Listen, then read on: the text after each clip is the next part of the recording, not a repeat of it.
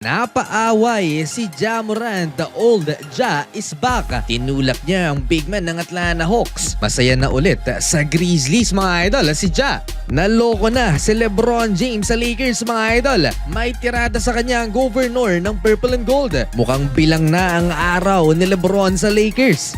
Atlanta Hawks versus the Memphis Grizzlies mga idol. In-inform ni Ja Morant ang franchise at klinaro ni Morant mga idol na ayaw niyang magpa-trade. At sinabi niya mga idol na loyal siya sa Memphis Grizzlies at nagpatattoo pa siya ng logo sa kanyang likod.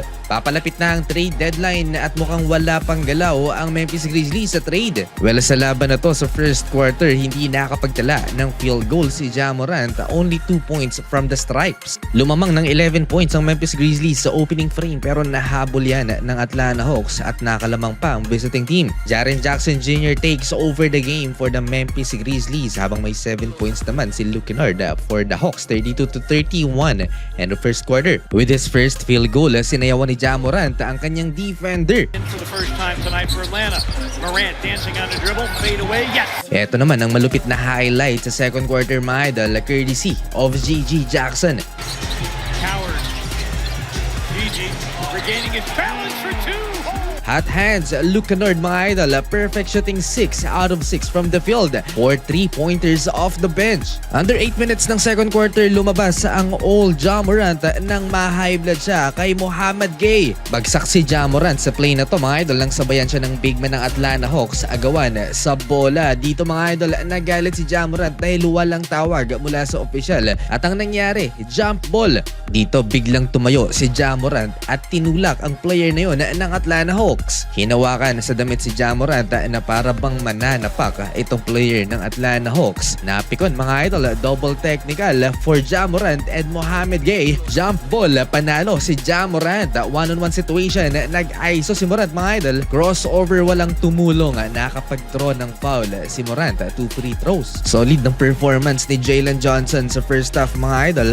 On track siya for a triple-double performance, 16 points, 9 rebounds, 6 assists, and only 1 turnover. Nabaliktad ang laban at ang Atlanta Hawks naman ang nagkaroon ng 11-point lead. Negative ang plus or minus ng second unit ng Memphis Grizzlies, kaya natampakan ng home team. Last 2 minutes bago ang halftime, Cedric Coward, much-needed 3-pointer. And Ja Morant, hindi sinayang ang opportunity na makapagdakdak sa harap ni Jalen Johnson.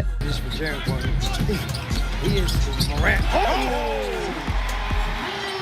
Bumabalik na ang saya ni Ja Morant sa Memphis. Malaking tanong talaga sa ngayon kung matutuloy pa itong trade ni Ja Morant. 6 straight points for Ja Morant mga idol to end the first half. Nagpahabol pa ng wide open layup si Ja Morant. Last 2 seconds. Lamang mga idol ng 7 points ang Atlanta Hawks, 66-59 halftime. Third quarter mas naging aggressive pa si Ja Morant, assist kagad. Etong pag-atake niya mintes nga lang pero may follow-up naman si Cedric Coward. Nasundan pa ng floater ni Ja Morant, napako sa 70 ang Atlanta Hawks at naitabla ng Memphis Grizzlies ang laban mga idol sa 70. Tuloy-tuloy pa ang pagka-hype ng crowd sa chase down block na to ni Ja Morant.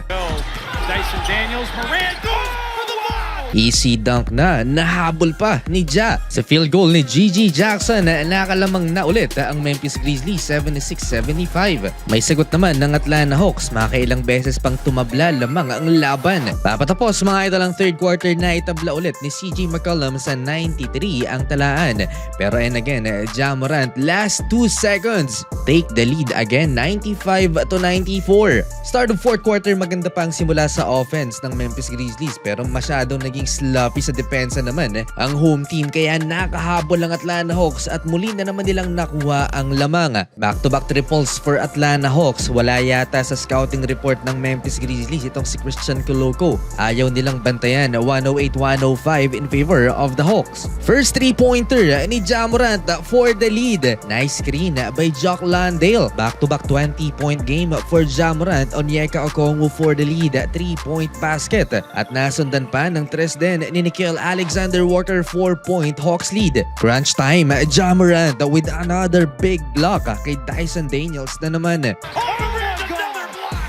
Holy cow. Naghahabol pa rin ng Memphis Grizzlies, kinokontrol na ng Atlanta Hawks ang laban. Big shot, Alexander Walker from the corner. 5 points, Hawks lead, 119-114. Last 2 minutes, back-to-back big plays for Ja Morant mga idol. Una dito sa assist niya kay Jock Landale at nakapag-steal din si Ja Morant. Binigyan ng dunk ang Memphis.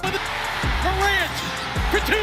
1 point game, 119-118 na magpakawala naman ng big time 3-pointer si CJ McCollum. Doon na naman sa harap ng bench ng Grizzlies. Buhay pa ang home team mga idol. Cedric Coward mula na naman sa assist ni Ja Morant. Big time 3-pointer din, 122-121. No defensive stops mga idol for the Memphis Grizzlies. Jalen Johnson, clutch basket. At eto na naman Ja Morant, big play mga idol.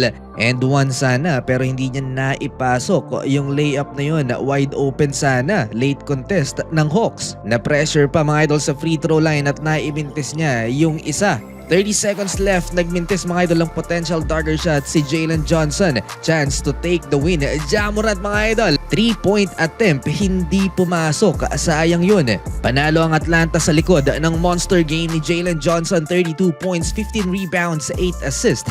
Habang may 23 points naman, 12 assists si Ja Morant. At eto, ang malaking balita ngayon sa NBA sa pagitan ni LeBron James at ng Lakers Governor Jenny Buss. Mukhang wala ng direksyon ang samahan ng franchise at si LeBron James. Maraming ipinupuntong problema itong si Jenny Buss kay LeBron James mga idol. Isa dyan yung outsized ego ni LeBron James at ang pagsawsawa ng kanyang agent na Clutch Sports sa franchise. At eto ang matindi dahil sinabi ni Jenny Buss na parang ungrateful daw si LeBron James sa pagkakadraft ng Lakers kay Bronny. Wala pang pahayag sa LeBron James sa sinabi ng Lakers Governor at sa tingin ko mga idol hindi maglalabas ng anumang sagot si LeBron dito kay Jenny Buss. Pero kung sakali mang ma-trade itong si LeBron James mga idol, maisasama nga kaya sa trade package si Bronny dahil nagiging liability lamang sa Lakers si Bronny. Meron na din namang Luka ang purple and gold na face of the franchise. Pero kung sakali mang hindi ma-trade si LeBron James bago ang trade deadline, well parang malabo naman mga idol, ay magiging free agent si LBJ pagdating ng off-season ngayong taon. Ganun din si Austin Reeves. Siguradong hihingi ng malaking kontrata si AR. Hindi pwedeng bigyan ng Lakers si LeBron at Austin Reeves ng malaking kontrata pareho dahil siguradong lalagpas sa salary cap ang Lakers. Though may no trade clause si LeBron James sa kanyang kontrata, kailangan lumabas mismo sa bibig ni LeBron James na ayaw na niya sa Lakers at gusto na niyang magpa-trade or lumipat ng kupunan.